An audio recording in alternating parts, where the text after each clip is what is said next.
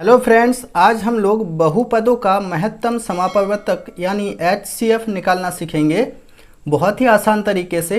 तो इसको सीखने से पहले मैं आपका थोड़ा सा टाइम लूँगा ये सिखाने के लिए कि HCF क्या होता है, क्योंकि जब तक हमें यही नहीं पता होगा कि HCF क्या होता है तब तक ये क्वेश्चन सीखना बेकार है। तो चलिए शुरू करते हैं। देखिए यहाँ दो बहुपद है, तो इन दोनों का HCF निकालने के लिए आपको थोड़ा सा वेट करना पड़ेगा। थोड़ा सा हम कॉन्सेप्ट सिखा देते हैं। देखिए मैंने यहाँ पे दो छोटा छोटा एग्जाम्पल लिया आपको सिखाने के लिए। 8 और 12 का HCF आपको निकालना है। तो HCF मतलब होता है हाईएस्ट कॉमन फैक्टर, मतलब सबसे बड़ा साझा गुणनखंड। तो चलिए सीखते हैं। तो गुणनखंड निकालते हैं पहले 8 का। 8 का गुणनखंड होता है 1, मतलब गुणनखंड मतलब किस किस से भागा लगता है 8। तो 8 1 से भागा लगता है, 2 से भागा लगता है, ठीक है, 4 से भागा लगता है और 8 से पूर्ण रूप से भागा लगता है। और 12 किससे भागा लगता है? 1 से तो सबको ही भागा लगता है 1, 2 से भी 12 भागा लग जाता है 6 दूनी 12, 3 से भागा लगता है 3 चौके 12, 4 से भागा लगता है 12, 4 तिया 12, 6 से भी भागा लगता है 6 दूनी 12 और 12 से भागा लगता है 12 इकाई 12। तो ये हो गया 8 का गुणनखंड, ये हो गया 12 का गुणनखंड। अब देखिए महत्तम समापवर्तक, महत्तम मतलब होता है सबसे बड़ा और समापवर्तक मतलब गुणनखंड। तो सबसे बड़ा गुणनखंड इन दोनों में कौन है जो साझा है, मतलब दोनों में है, कॉमन है, ठीक है। तो देखिए 2 भी यहाँ पे है, यहाँ भी 2 है, यहाँ भी 1 है, यहाँ भी 1 है, लेकिन सबसे बड़ा हमको ढूंढना है। तो सबसे बड़ा जो दोनों में है वो है 4। देखिए 8 यहाँ पे है लेकिन यहाँ कहीं 8 नहीं है, तो सबसे बड़ा कौन हो गया? 4। तो सबसे बड़ा कॉमन फैक्टर, ठीक है, यानी कॉमन गुणनखंड कौन है? 4 है। तो सबसे बड़ा कॉमन गुणनखंड जो होता है, कॉमन फैक्टर होता है, वही होता है मोस्ट यानी महत्तम समापवर्तक। इसका मतलब क्या हुआ कि सबसे बड़ा गुणनखंड मतलब जो गुणनखंड है उससे दोनों ही संख्या भागा लगेगा, मतलब 8 भी भागा लगेगा 4 से और 12 भी भागा लगेगा 4 से, क्योंकि 4 दोनों में है, सबसे बड़ा गुणनखंड है।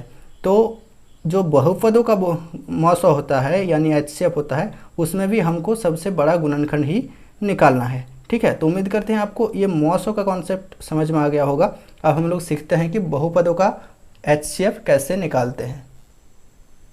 देखिए सवाल है x का पावर 6 माइनस 1 तथा x का power 4 plus 2x³ minus 2x minus 1 का मौसो यानी HCF कितना होगा, ठीक है। तो इसका गुणनखंड हम निकाल लेंगे।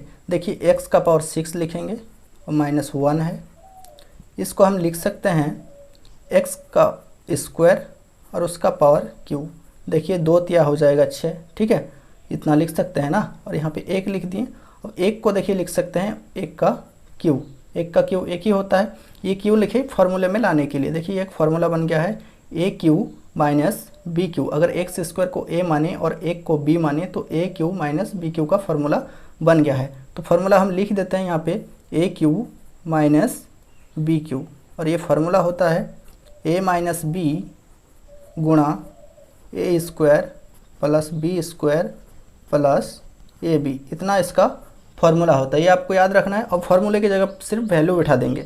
देखिए ए के जगह पे क्या लिखेंगे एक्स स्क्वायर और बी के जगह पे -1, ठीक है। अब यहाँ है ए स्क्वायर, तो ए है हमारा एक्स स्क्वायर और उसका भी स्क्वायर है, तो 2 और 2 पावर 4 पावर हो जाएगा, एक्स का पावर 4। और बी स्क्वायर है, बी स्क्वायर मतलब 1 का स्क्वायर प्लस ए बी, ए है हमारा एक्स स्क्वायर और बी है 1, तो एक्स स्क्वायर गुणा 1 हो गया। अब इसको फिर से फैक्टर करते हैं, गुणनखंड करते हैं। तो एक्स स्क्वायर माइनस 1, एक्स का पावर 4 होगा प्लस 1 होगा और यहाँ एक्स स्क्वायर होगा, ठीक है। तो ये आ गया इसका फैक्टराइज यानी इसका गुणनखंड, किसका? एक्स का पावर 6 माइनस 1 का। अब इसी तरह से इसका भी निकाल लेंगे, एक्स का power 4 plus 2x³ minus 2x minus 1 का, ठीक है। इसका भी निकालते हैं। देखिए दूसरा बहुपद है x का power 4 plus 2x³ minus 2x minus 1, तो इसका भी गुणनखंड करते हैं। तो देखिए थोड़ा सा टेक्निक हम लोग यूज़ करेंगे। x का पावर 4 माइनस 1 है तो इसको पहले लिख देंगे x का पावर 4 माइनस 1, ठीक है। 1 को पहले लेके आएँ, प्लस 2x³ है माइनस 2x है, ठीक है। अब देखिए x का पावर 4 को लिख सकते हैं एक्स स्क्वायर और का स्क्वायर, तो 2 दूनी 4 हो जाएगा। और 1 को लिख सकते हैं 1 का स्क्वायर, ठीक है। अब यहाँ पे देखिए यहाँ भी 2x है और यहाँ भी 2x है, तो दोनों में से कॉमन ले लेते हैं 2x। तो यहाँ 2x³ था, मतलब x का पावर 3 था, तो x का पावर 1 कॉमन ले लिए हैं, तो x का पावर 2 बचा है। अब यहाँ पे 2x था, 2x ही कॉमन ले लिए हैं, तो यहाँ पे 1 बचा है, माइनस था तो माइनस दिए हैं, ठीक है। अब देखिए ये एक फार्मूला होता है, ये अगर एक्स स्क्वायर को ए माने तो ए का स्क्वायर और 1 को बी माने तो बी का स्क्वायर, यानी ए स्क्वायर माइनस बी स्क्वायर। ये फार्मूला क्या होता है, ए स्क्वायर माइनस बी स्क्वायर। इतना बराबर होता है आपका ए प्लस बी गुणा ए माइनस बी। तो फार्मूले में वैल्यू बिठा देंगे, तो ए प्लस बी यानी एक्स स्क्वायर प्लस 1 और ए माइनस बी यानी एक्स स्क्वायर माइनस 1। ठीक है, अब यहाँ पे प्लस में बचा है 2x एक्स स्क्वायर माइनस 1। ठीक, अब देखिए इसको हम लोग लिख सकते हैं, यहाँ पे देखिए एक्स स्क्वायर माइनस 1 है, यहाँ भी एक्स स्क्वायर माइनस 1 है, तो दोनों को कॉमन ले लेंगे। एक्स स्क्वायर माइनस 1 प्लस, देखिए x square minus 1 x square minus common आ गया है। ठीक है, तो यहाँ पे कितना बचा है, एक्स स्क्वायर प्लस 1 और यहाँ पे कितना बचा है 2x। तो ये इसका हो गया हमारा गुणनखंड। ठीक है, तो अब देखिए क्या करना है। अब देखिए पहला वाला जो बहुपद था उसका गुणनखंड इतना आया था। ठीक है, और दूसरा वाला बहुपद है उसका गुणनखंड इतना आया है। अब दोनों में आप देख सकते हैं ये जो है ये कॉमन फैक्टर है, यानी कॉमन है दोनों में। एक्स स्क्वायर माइनस 1 यहाँ भी है, एक्स स्क्वायर माइनस 1 यहाँ भी है। तो बहुपद में क्या देखना है, गुणनखंड करने के बाद जो कॉमन आएगा वही हो जाएगा हमारा HCF। तो यहाँ हम लिख सकते हैं HCF equal to x square minus 1। ठीक है, तो उम्मीद करते हैं आपको वीडियो पसंद आया होगा।